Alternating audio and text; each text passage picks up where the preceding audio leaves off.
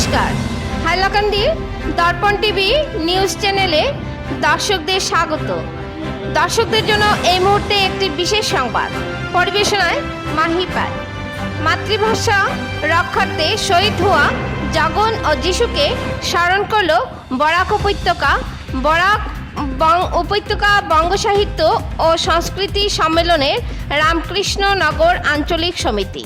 রবিবার সকাল ৮টায় বরাক উপত্যকা বঙ্গ সাহিত্য ও সংস্কৃতি সম্মেলনে রামকৃষ্ণনগর আঞ্চলিক সমিতির উদ্যোগে নেতাজিবাগে অস্থায়ী শহীদ বেদিতে মাতৃভাষায় আহুতি দেওয়া জগন ও যিশুকে শ্রদ্ধাঞ্জলি দেওয়া হয়। এদিন সংস্থার পক্ষ থেকে মাল্য দান করেন বরাক উপত্যকা বঙ্গ সাহিত্য ও সংস্কৃতি সম্মেলনের রামকৃষ্ণনগর আঞ্চলিক সমিতির সহ সভানেত্রী ডক্টর মালা শর্মা, সাহিত্য সম্পাদিকা মন্দিরা দেবরায়, সম্পাদক হিমাংশু শেখর দেবরায়, প্রাক্তন সম্পাদক কৃষ্ণ চৌধুরী, প্রাক্তন শিক্ষক মৃণাল দাস, জিতেন রায়, সাংস্কৃতিক সম্পাদিকা মধুমিতা নাথ, সদস্য সূর্যাশু নাথ ও অন্যরা। এরপর মাতৃভাষায় শহীদ হওয়া জগন ও যিশুর জীবনের মূল অংশগুলি তুলে ধরে বক্তব্য দেন ডক্টর মালা শর্মা, কৃষ্ণ চৌধুরী, হিমাংশু শেখর দেবরায় এবং জিতেন রায়। রামকৃষ্ণনগর থেকে গৌতম সরকারের রিপোর্ট, হাইলাকান্দি দর্পণ টিভি।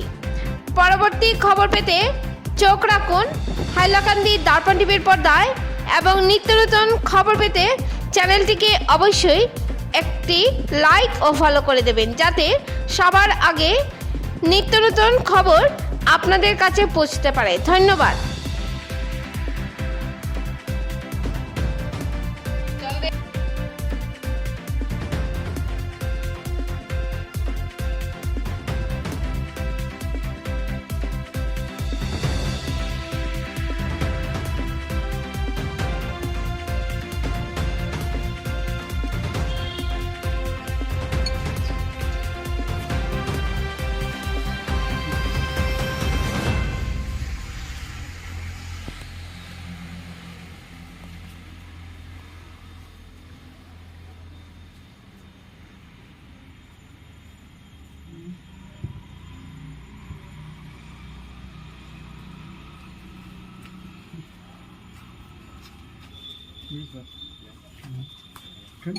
একদম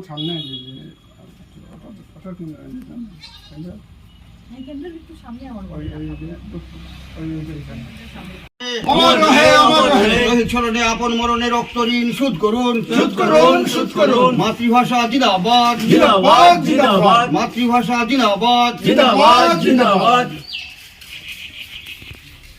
কমই হয়, 19 লক্ষ মানুষ এনআরসি থেকে বঞ্চিত রয়েছেন।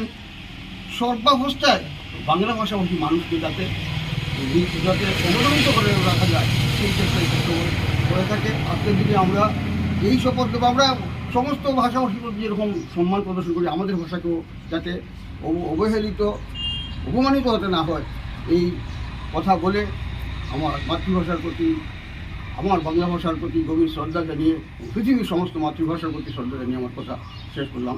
ধন্যবাদ।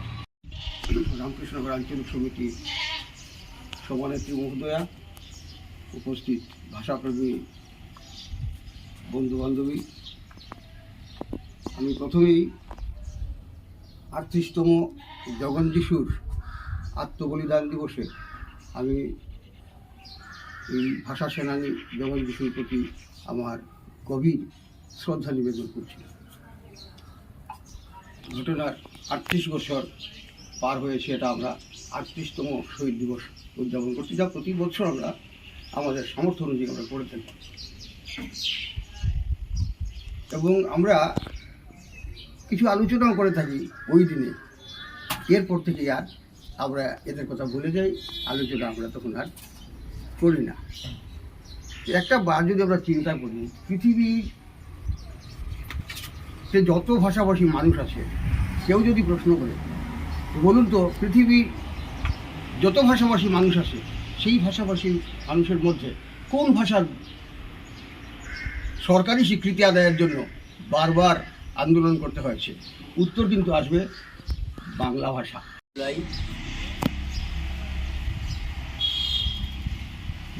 বরাক উপত্যকা বঙ্গ সাহিত্য সংস্কৃতি সম্মেলনের উদ্যোগে 1986 ইংরেজিতে মাতৃভাষার আন্দোলনে যোগন যিশু যে শহীদ হয়েছিলেন, তাকে স্থিতি রক্ষার্থে মাতৃভাষা রক্ষার্থে যে আন্দোলন তারা করেছিলেন, সেই উপলক্ষে আজকের এই স্মরণসভা বললেই ভুল হবে না। স্মরণসভা আমার মনে আছে,